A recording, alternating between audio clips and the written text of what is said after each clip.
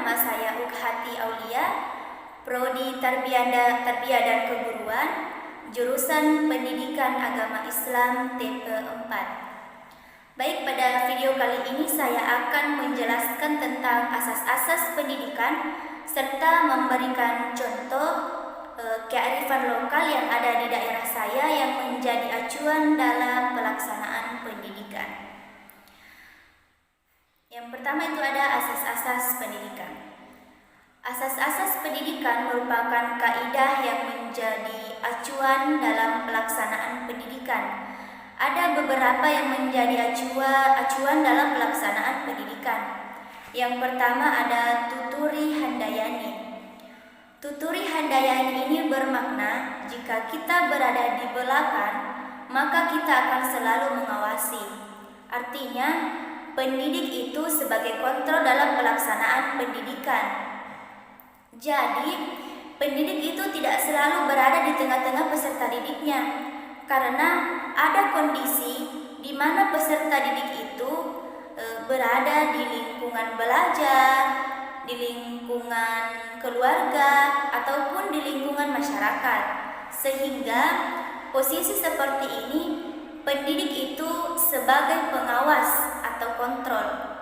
Kemudian yang kedua ada Ingarsa Santulada. Ingarsa Santulada bermakna jika kita berada di depan pendidik, maka kita sebagai teladan dari setiap perbuatan ataupun tingkah laku yang dilakukan oleh pendidik itu, sehingga menjadi teladan bagi peserta didik. Kemudian yang ketiga itu Ingarsa Mangunkarsa.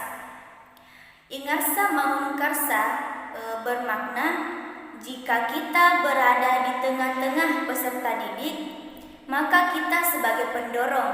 Artinya, dengan belajar bersama-sama bagaimana cara kita untuk mencapai suatu tujuan pendidikan.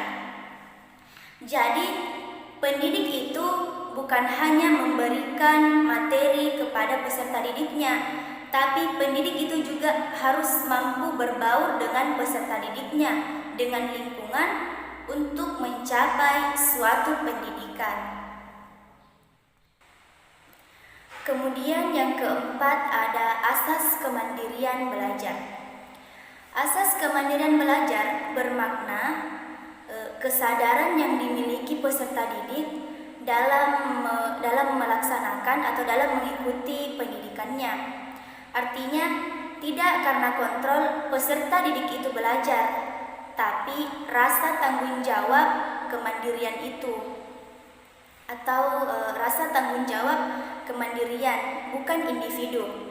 Yang dimaksud dengan kemandirian artinya kesadaran yang dimiliki oleh peserta didik untuk mengikuti pendidikannya.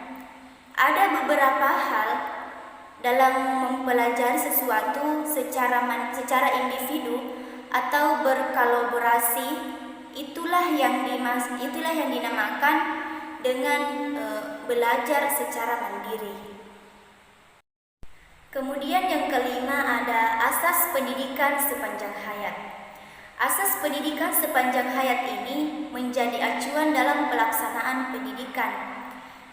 Pendidikan itu bukan hanya semata-mata pendidikan formal, pendidikan SD, SMP, dan SMA, tetapi pendidikan non-formal dan pendidikan informal.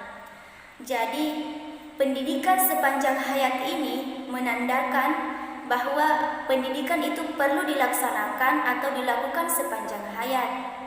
Tidak berhenti pada saat kita selesai atau pada saat kita selesai melaksanakan wisuda, atau pada saat kita selesai melaksanakan suatu pendidikan tertentu. Kemudian yang keenam ada asas takambang jadi guru. Asas takambang jadi guru merupakan asas yang lahir dari kebudayaan budaya Minangkabau. Asas takambang jadi guru ini mempelajari fenomena-fenomena yang terjadi di alam, memberikan pelajaran kepada peserta didik untuk mengerjakan tugas-tugas tertentu. Jadi fenomena alam dan keluasan alam ini serta kearifan lokal bisa digunakan sebagai pendidikan.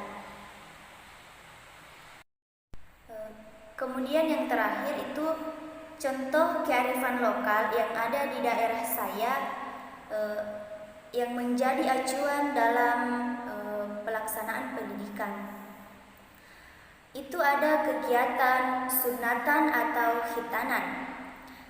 Kegiatan ini dilakukan dengan maksud agar vital anak bersih dari najis. Upacara sunatan ini dianggap telah memenuhi satu syarat utama sebagai seorang muslim.